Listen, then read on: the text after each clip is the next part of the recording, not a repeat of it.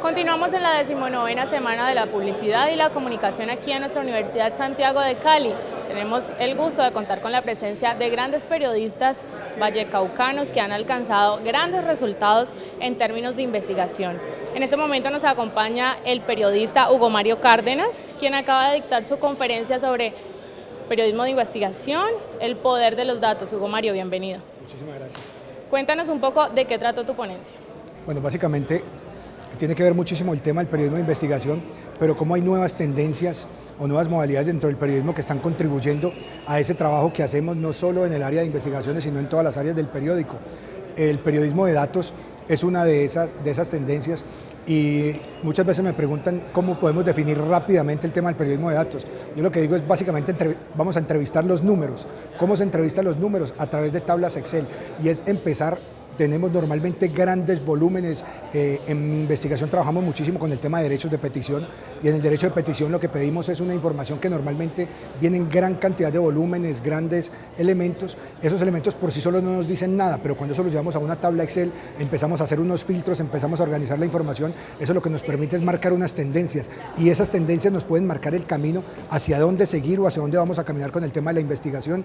Caminar de manera certera, no empezar a disparar para todo lado para terminar de pronto encontrándonos con que arrancamos en el camino equivocado o hacia donde estamos llegando no es exactamente donde deberíamos llegar con una investigación. Esa es la importancia que nos presenta hoy el tema del periodismo de datos. En el periódico El País, justamente en este momento empezamos unos talleres, unas capacitaciones para empezar a personarnos más de este tema del periodismo de datos, y el trabajo final con esos datos y con esas tablas es poder hacer unas muy buenas visualizaciones. Para mí es muy difícil decirle a mi lector, mira, aquí hay 80.000 números, mostrarles esos 80.000 números, hay un informe con 80.000 números, pero cuando entran a un mapa y ven unos mapas de calor, ven unas gráficas y una cantidad de cosas, esos elementos que estamos utilizando, esas visualizaciones terminan hablando o diciendo incluso más cosas de lo que yo podría decir en una página completa.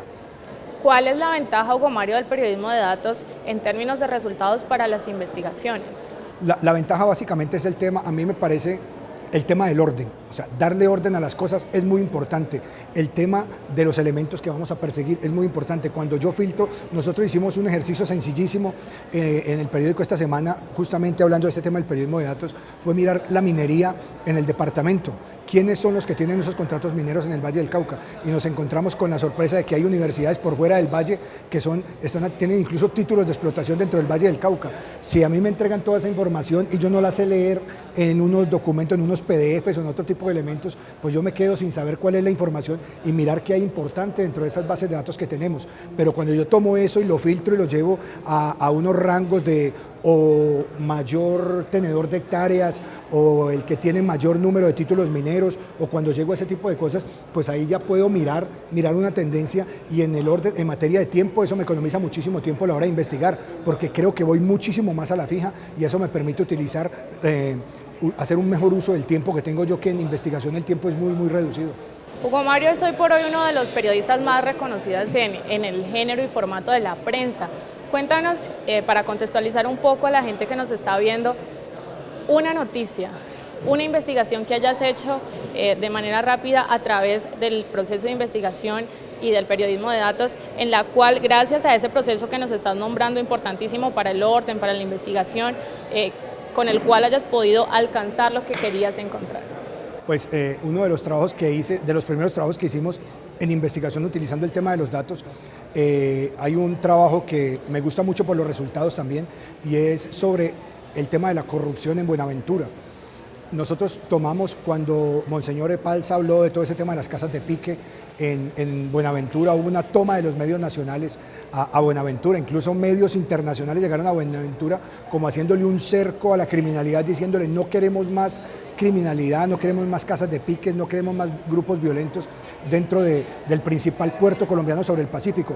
Cuando salió esa noticia, nosotros quisimos darle un tono distinto y mirar, claro, hay un fenómeno gravísimo de tema de criminalidad, pero también hay un fenómeno que es el tema de la corrupción. Nosotros quisimos darle ese elemento distinto distinto. O sea, aquí no hay solo criminalidad, aquí también hay corrupción. Y lo que empezamos fue, a través del tema del periodismo de datos, empezar a pedir derechos de petición y bajar toda la contratación que tenía el municipio.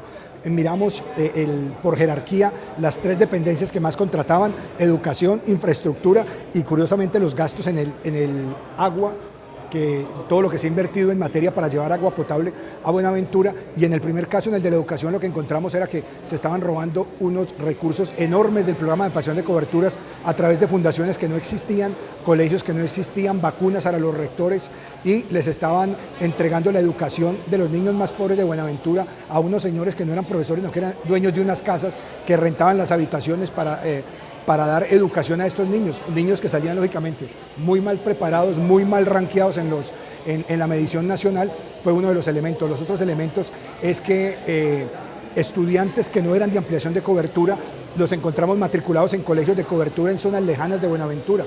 El resultado de esto es que terminaron preso no solo el alcalde, sino contratistas, interventores, secretaria de Educación, el director de ampliación de cobertura, terminaron pagando con su libertad por un caso que es tan nefasto, tan dañino y de hecho una cosa tan cruel como robársele 50, 60 mil pesos de la educación de un niño pobre que en realidad estudia, es porque la educación se la da el Estado. Y muchos de estos niños no iban ni siquiera a estudiar, iban era porque les iban a dar la alimentación. Estos niños llegaban era a desayunar al colegio, a almorzar al colegio, y se les están robando la plata de la educación. Pues es una situación bien aberrante, y no se estaban robando poquitas, se estaban llevando muchísimo dinero.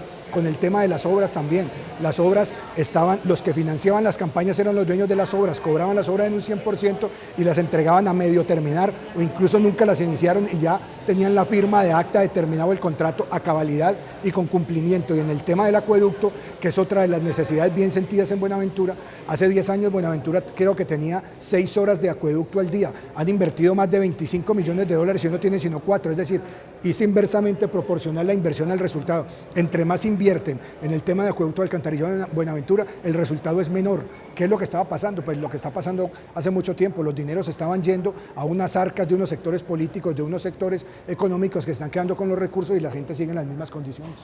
Importantísimo entonces el periodismo como herramienta de estudio y de investigación de todas estas realidades, fenómenos y problemáticas sociales que aquejan hoy por hoy a nuestra región.